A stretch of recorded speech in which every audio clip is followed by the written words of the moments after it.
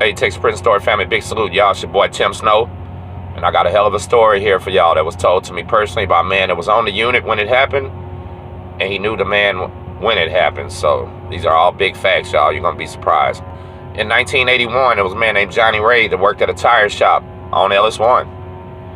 And a tire shop would do all kind of things, but it was also supposedly acting as a chop shop too, y'all. Think about that. The guards were bringing stuff in, inmates chopping them up, selling shit, doing a lot of illegal stuff in this tire shop. And the captain or the guy in charge of the tire shop, Officer Billy Moore. The warden at the time was Warden Wallace Peck, okay? When 1981, Billy Moore heard Johnny Ray say, "Man, as much money as these boys are making, we should be getting a little bit better treatment, y'all. But they don't do shit for us." Well, man, Billy Moore heard him say that. And Billy Moore's ears raised up so quick because he felt like them inmates didn't deserve a damn thing. They were pretty much just slaves in Texas back then. And if one of them started wanting something, he was a danger, man, because he might start telling on them. And that was not good back then. It would have shut down their whole prison corruption. So the day Billy Moore heard Johnny Ray say that, he went and talked to Wallace Peck and told Warden Peck, "We got a problem. This man might take us all down. What are we going to do about it?" Warden Peck made the decision to take old Johnny Ray to the bottoms, y'all. And in Texas, the bottoms was some shit y'all don't have in y'all state, trust me.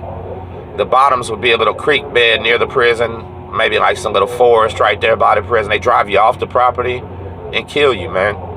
Say you escaped, but they take you out there themselves, you know what I mean? So that's what they did to old Johnny Ray, man. They literally came and got him out of his cell. Said he didn't even know where he was going. He was scared asking them, "Where's he going?" And they said, "Boy, you messed up. You're going to the bottoms." And every person that heard that was worried as hell for Johnny Ray because they knew what was coming next, man. And nobody even knew why. Not even Johnny Ray knew why he was going to the bottoms. So literally, Warden Peck and Billy Moore themselves, two high-ranking officers in the facility, take Johnny Ray off property, okay? Make the man strip butt naked and lay spread eagle out on top of their car.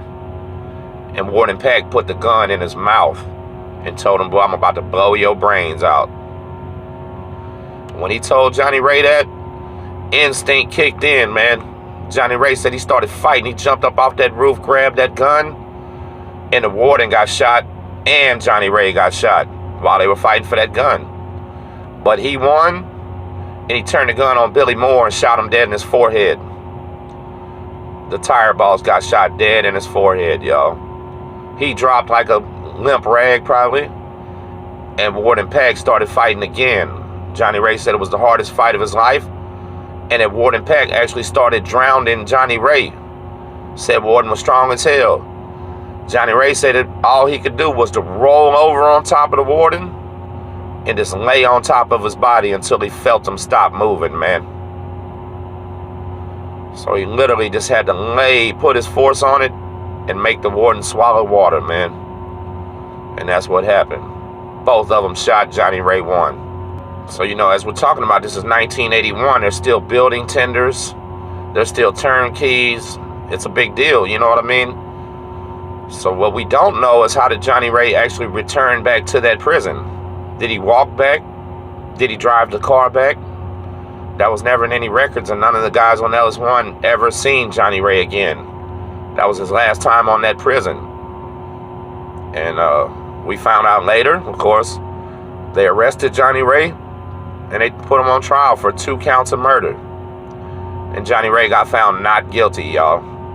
3 times. The man had to go to court 3 times, not guilty, for killing a warden and a boss. And Johnny Ray is probably the first inmate ever to kill a warden in Texas. Probably the last one. I've never heard about that before. And he ended up doing his time then, completing his time, and Johnny Ray and his friends once again robbed a gas station, y'all. And that's the crazy part. He beat 2 murders, did his time, got out and still robbed something else. And the crazy part about that is Johnny Ray was not holding a knife. He was just like the third guy, almost not even part of the robbery.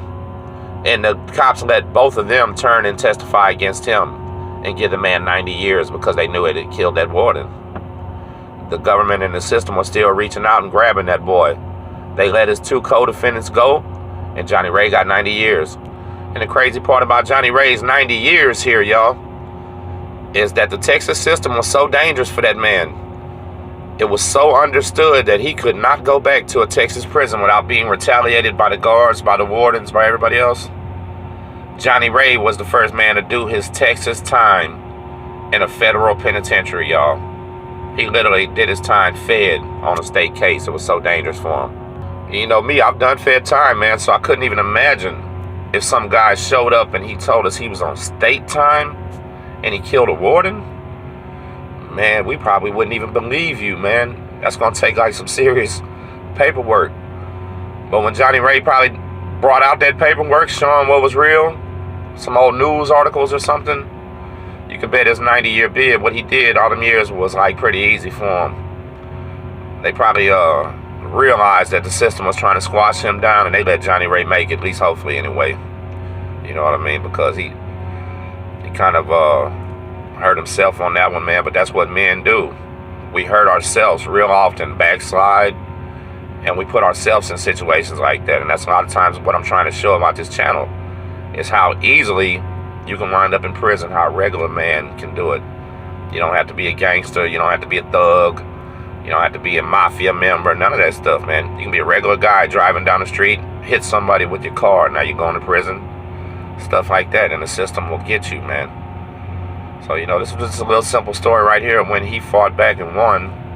But then later on came back and hurt himself again, y'all. And that's what we don't want people to do. This rate of people returning back to prison so fast and so often, that's what we got to stop, y'all.